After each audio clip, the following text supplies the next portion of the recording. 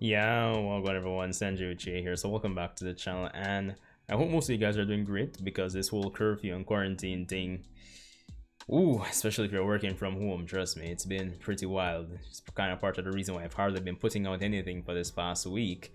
But welcome back to the channel, guys. Shout out to the new and returning subscribers. Appreciate the support.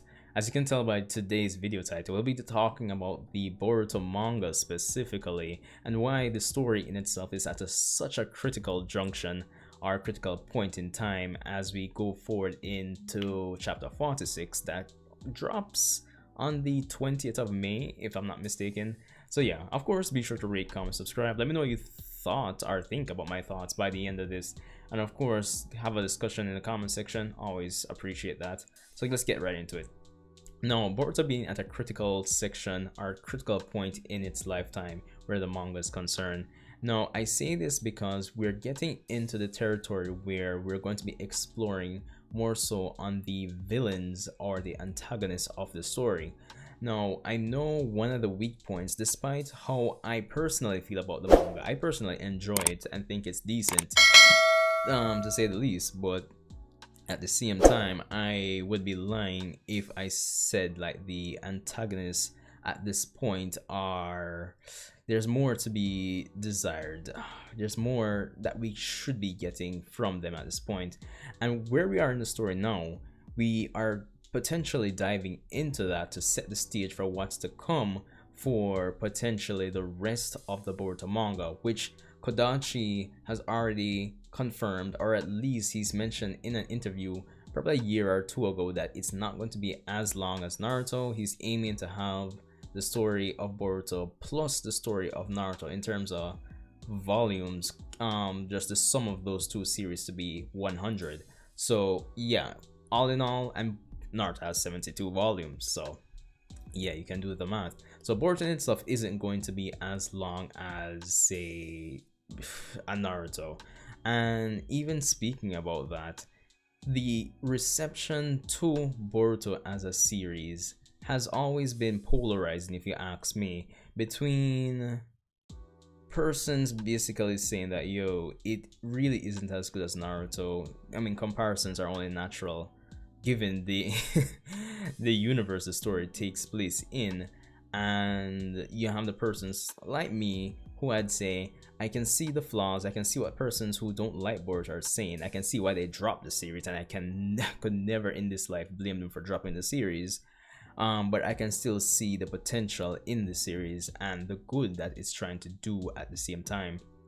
But the problem is, Boruto as a series took some of the worst aspects of the ending of Naruto and essentially ran with it into this series, which, as we know, Kaguya taking Madara out of the picture,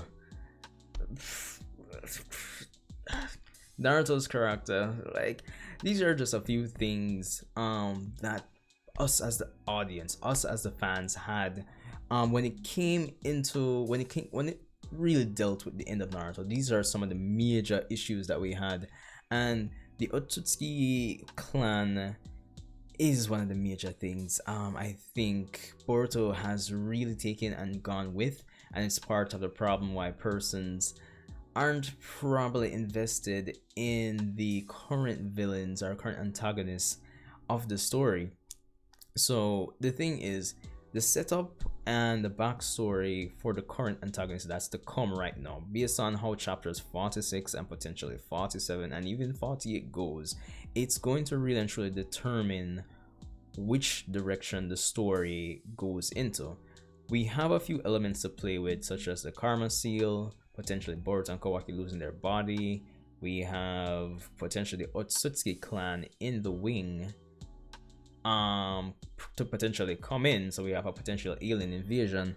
But the problem is, and this really actually applies for the audience here in the West, more than likely persons in Japan, I can't speak for them, so yeah, but there isn't any emotional investment in the characters or the antagonists at this point, and it's really going to affect the quality of the story going forward.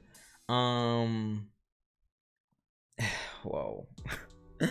Like, it's not even funny because, like when I think about it, even though I mentioned all of those elements where, you know, in terms of what we're playing with, where the story of Boruto is concerned right now, it's like that's a lot of elements to really take into consideration, but at the same time it feels so bland and meh that it feels like that we're not playing with a lot of elements. So it just feels like going forward the series might not have a lot of substance going forward, if you get what I mean.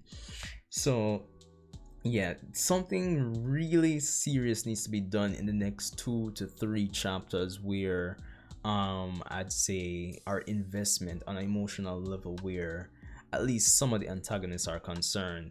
Because honestly, and persons compared to Naruto, which is only natural, but it's just a truth, it's just a fact. Boruto as a series is just not as good as Naruto, honestly.